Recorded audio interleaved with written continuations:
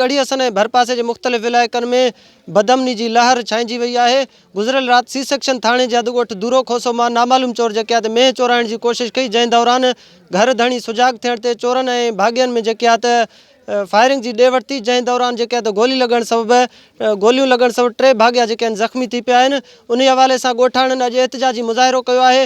अचो त उन्हनि सां ॻाल्हि ॿोल था करियूं त उहे वधीक छा था ॿुधाइनि ऐं पुलिस जे कारकिरदगी मां उहा केतिरा मुतमइन आहिनि।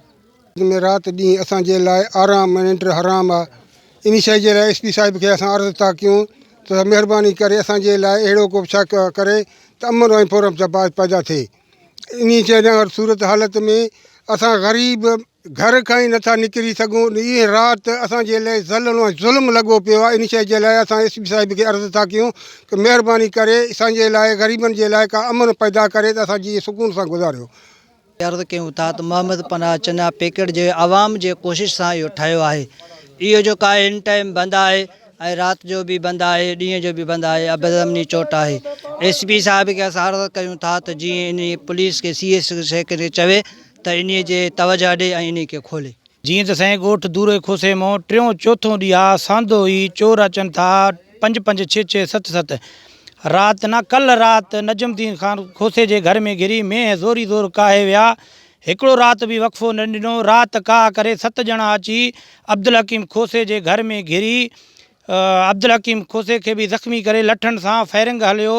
फायरिंग में मोहम्मद यूनुस खोसे खे गोली हणी उनखे ज़ख़्मी करे छॾियो। 1.5 कलाक फायरिंग हलियो आहे। असांजे ॻोठ में करबला लॻो पियो हो, ॿाल बच्चा सभु वयल में हुया।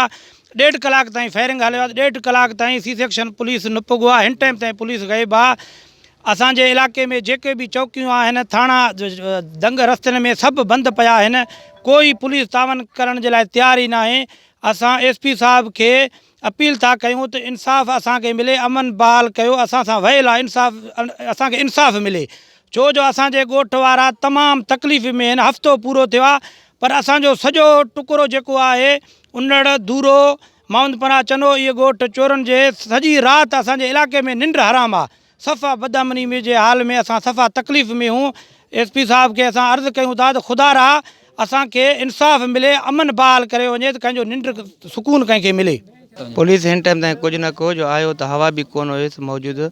ईअं ख़ाली आई खाली मोटी वियो, को ॻाल्हि न आहे। हालातो किने केॾे भाॻियो 2 माण्हू आहिनि 3 माण्हू आहिनि। चोर ॾाढा ॼणा अचनि था, 12-12 ॼणा अचनि था। उन में 2 माण्हू छा था करे सघनि। जी अवी एहतिजाज कंदड़ ॻोठाणनि जूं ॻाल्हियूं ॿुधियूं। उन्हनि जो चवणु हो त हिननि जे ॻोठ जे भरिसां जेकी आहे त पुलिस पिकेट मोहम्मद पनाह चन्ना जेको आहे त उहो बंदि आहे। उते जेके मुक़ररु पुलिस अहलकार आहिनि उहे वीज़ा ते वियल आहिनि। हिननि SSP जेकाबाद खां मुतालबो कयो आहे त मोहम्मद पनाह चन्ना पुलिस पिकेट ते 1-5 जो अमलो मुक़ररु करे जेके पुलिस आहे उनखे गश्त ते मामूर कयो वञे। कैमरा टीम सां गॾु अब्दुल गनी खोसो, जेकब न्यूज़, गढ़ी हसन।